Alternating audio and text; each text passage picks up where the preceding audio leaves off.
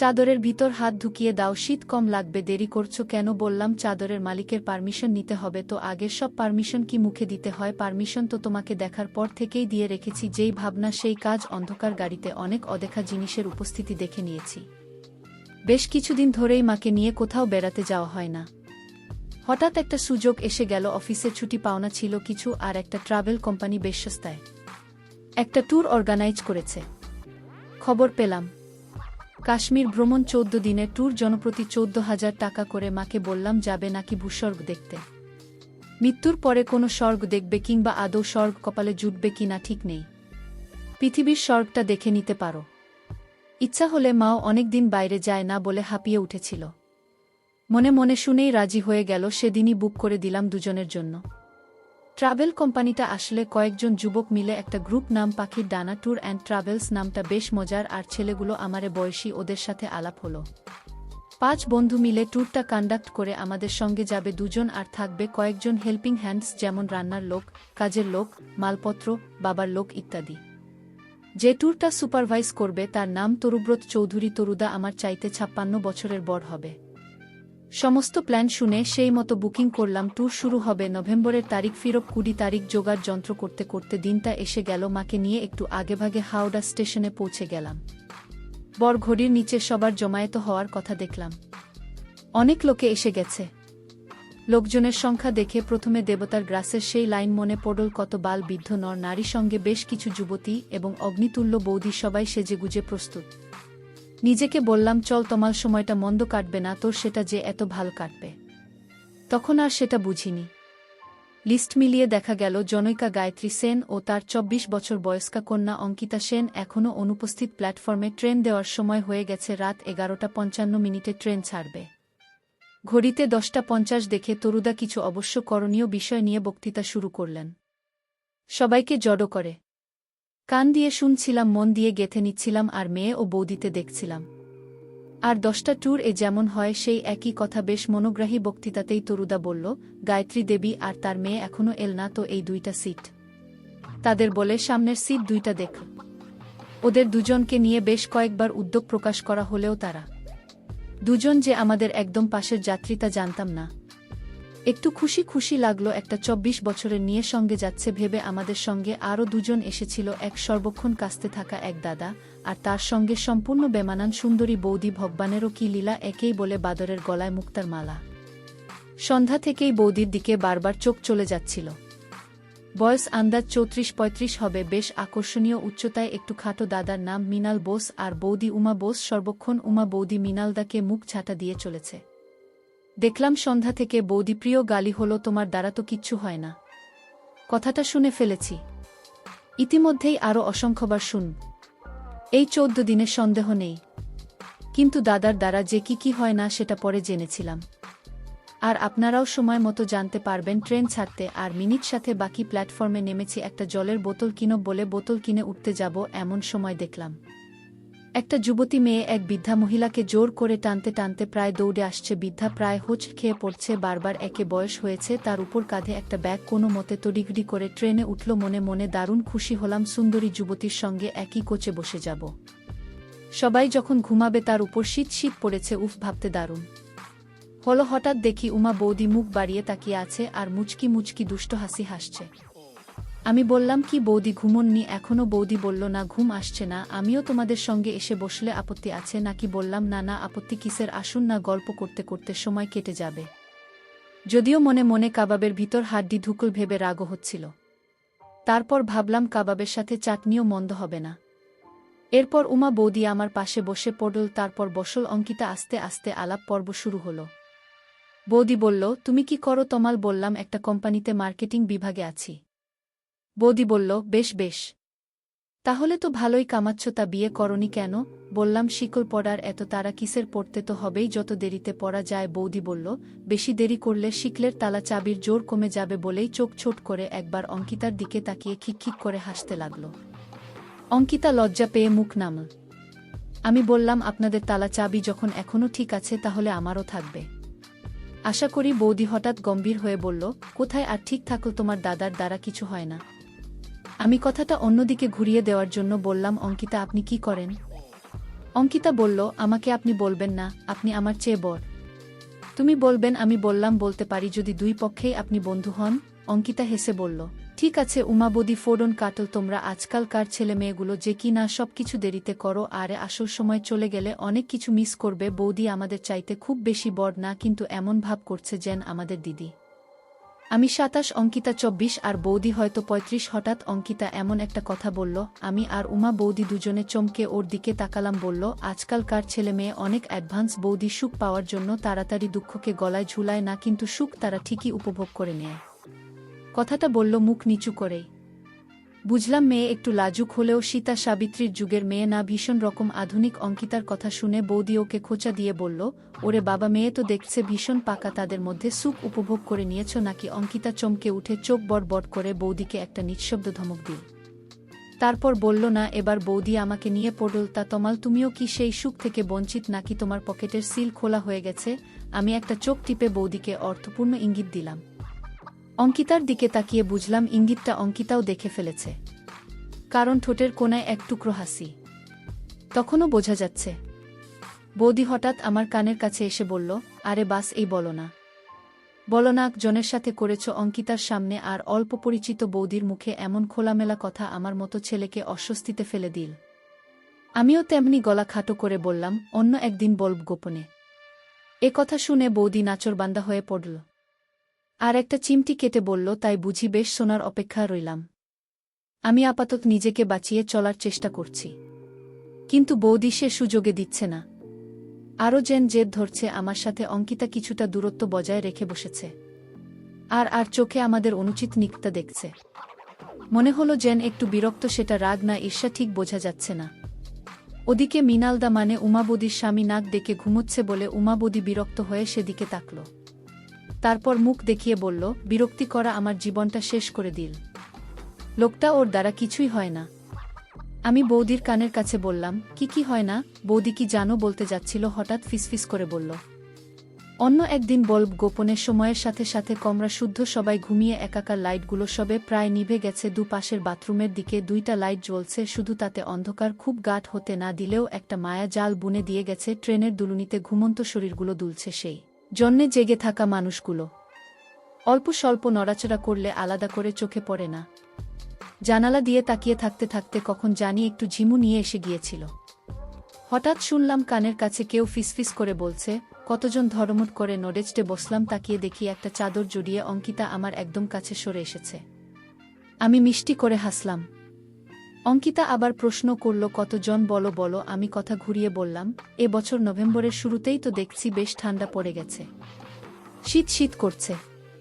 অঙ্কিতা বলল, হ্যাঁ, সেই জন্যই হ্যান্ডব্যাগ থেকে চাদরটা বের করে নিলাম। আমি বললাম, আমারটা সুটকেসে। অঙ্কিতা বলল, আমারটা শেয়ার করো। আমি বললাম, সে কি, সেটা কি ঠিক হবে? অঙ্কিতা বলল, আরে কেউ তো দেখছে না, ক্ষতি কি? আমি দুষ্ট হেসে বললাম, কেউ না দেখলে তুমি সবকিছুই শেয়ার করবে নাকি আমার সাথে? অঙ্কিতা ভীষণ লজ্জা পেয়ে বলল, কি বলো ধুরু। তারপর আমার কাছ থেকে দূরে সরে যেতে গেল। আমি ছোট করে ওর একটা হাত ধরে বাধা দিলাম। কিছু বলল না। অঙ্কিতা সোজা হয়ে বসল, কিন্তু আর দূরে সরে গেল না। একটু সময় নিয়ে আবার জিজ্ঞেস করল, কতজনের সাথে করেছ? বললাম, হ্যাঁ, তা বেশ কয়েকজন। অঙ্কিতা বলল, বুঝলাম, এতজন যে সংখ্যায় বলা যাচ্ছে না। আমি হেসে বললাম, ঠিক তা নয়, গুণে বলাই যায়, কিন্তু গোনার মতো স্পেশাল নয়। সবাই হয়ে গেল আর শেষও হয়ে গেল, তাই আলাদা করে মনে রাখি না। অঙ্কিতা বলল, স্পেশাল নয় সবাই, তার মানে কেউ কেউ স্পেশাল, তারা কয়েকজন। আমি বললাম, এক রাতেই সব শুনে ফেলবে? তাহলে বাকি 14 দিন কি বলবো? আর সেগুলো তো শুধুই গল্প, সেগুলো শোনার মতো কিছু না। সে বলল, হোক, তবু শুনো। বললাম, ঠিক আছে, বলবো তোমাকে, তবে এখন নয়। এখন তুমি একটু ঘুমিয়ে নাও। ঘুমের মাঝে বেশ কিছুক্ষণ পর্যবেক্ষণ করলাম, আর কিছু ঘটনাও ঘটে গেল। বন্ধুরা, ইউটিউবে করা নিয়মের কারণে এসব ঘটনা সরাসরি বলা যাচ্ছে না। তোমরা কমেন্টে দেওয়া লিঙ্ক থেকে আমার ওয়েবসাইট ভিজিট করো, সেখানে একদম খোলামেলা গল্প দেওয়া আছে। কিছুক্ষণ পর অঙ্কিতা বলল, বাথরুমে যাব একটু, চলো না প্লিজ। আমি ওর সাথে বাথরুম গেলাম। নিজেরও যাওয়া দরকার। অঙ্কিতা বেরোতেই আমি ঢুকলাম, তারপর নিজেদের জায়গায় এসে বসলাম। অঙ্কিতা কোনো কথা বলল না, শুধু মিষ্টি করে একটু হাসল। আরও কিছুক্ষণ পরে আকাশ ভরসা হলো, আরোহীরা একে একে জেগে উঠছে। এক সময় দেখলাম উমা বৌদি আমাদের দেখে অদ্ভুত একটা হাসি দিল। তারপর গুড মর্নিং বলে বাথরুমে চলে গেল। ফ্রেশ হতে একটু পরে ফিরে এসে আমাদের পাশে বসল। বলল, তোমাদের তো ঘুম হয়নি সারা রাত, এবার তোমরা একটু ঘুমিয়ে নাও, আমি মালপত্র পাহারা দেব। অঙ্কিতা বলল, না না, আমি একটু ঘুমিয়েছি, তমালের ঘুম হয়নি সারা রাত। উমাবতী চোখ শুরু করে অঙ্কিতার কানের কাছে ফিসফিস করে বলল, আমি সব দেখেছি, ওই রকম বালিশে শুলে কি ঘুম হয়? যাও যাও, একটু ঘুমিয়ে নাও, সামনে আরও একটা রাত তোমাদের জাগতে হবে। উমা বৌদির কথা শুনে অঙ্কিতার মুখ ফ্যাকাশে হয়ে গেল। বৌদি কি তাহলে সব দেখে ফেলেছে? সবাইকে বলে দিলে তো কেলেঙ্কারি হয়ে যাবে চোরা চাহনিতে। অঙ্কিতা আমার দিকে চাইল, আমিও চোখের চাহনিতে ওকে আশ্বস্ত করলাম, কারণ জানি উমা বৌদি ও ধোয়া তুলসী পাতা নয়। কিন্তু অঙ্কিতার উৎকণ্ঠা বৌদি কমিয়ে দিল। এখনও মৃণালদা, আমার মা আর গায়ত্রী মাসিমা ঘুম থেকে ওঠেনি, তাই আমরা কথা বলতে লাগলাম। নিশ্চিন্তে বৌদি নিচু গলায় কথা বলছে ঠিকই, কিন্তু এমনভাবে বলছে যেন আমি শুনতে পাই। বৌদি বলল, আরে লজ্জা পাচ্ছ কেন? পাশে ওই রকম হ্যান্ডসাম ছেলে থাকলে আমিও তোমার মতো কোলে মাথা দিয়ে শুতাম, আর আমি হলে শুধু শুতাম না, আরও অনেক কিছু করতাম। এতক্ষণে ওর যন্ত্রপাতির মাপ আর কাজ করার ক্ষমতার পরীক্ষা নেওয়া হয়ে যেত। আমার এই বলেই খ্যাক খ্যাক করে হাসি দিল। দেখলাম অঙ্কিতার মুখে লালচে আভা দেখা দিল। আমি মনে মনে হাসলাম আর ভাবলাম, বৌদি তুমি অঙ্কিতার চাইতে 10 বছরের পুরনো মডেল, অঙ্কিতা তোমার চাইতে অনেক। সে যন্ত্রপাতির মাপ আর কাজ করার ক্ষমতাই শুধু পরীক্ষা করেনি, সেটা দিয়ে প্রোডাকশনও করেছে, আর প্রোডাক্ট টেস্ট করেও দেখে নিয়েছে। বৌদি তখনও বলে চলেছে, ইস, আমার যদি তোমার বয়স থাকতো অঙ্কিতা, ওই হাঁপানি রোগীটা কেশে কেশে আমার জীবনের রাতগুলো নষ্ট করে দিল। অথচ কি রোমান্টিকই না ছিলাম আমি, অপদার্থ একটা, সব শেষ করে দিল। আমার কিছু হয় না ওর দ্বারা বলে একটা দীর্ঘশ্বাস ফেল। অঙ্কিতা কোনো কথা বলল না, চুপ করে থাকল। সকাল 7টা বেজে গেল। দেখতে দেখতে কাল রাতে আমার আর অঙ্কিতার মধ্যে যে কিছু হয়েছিল সেটা ওর মুখ দেখে বিন্দুমাত্র অনুমান করা সম্ভব না। হয় মেয়েটা ধুরন্ধর অভিনেত্রী, নয়তো এসব ব্যাপারে বেশ অভিজ্ঞা।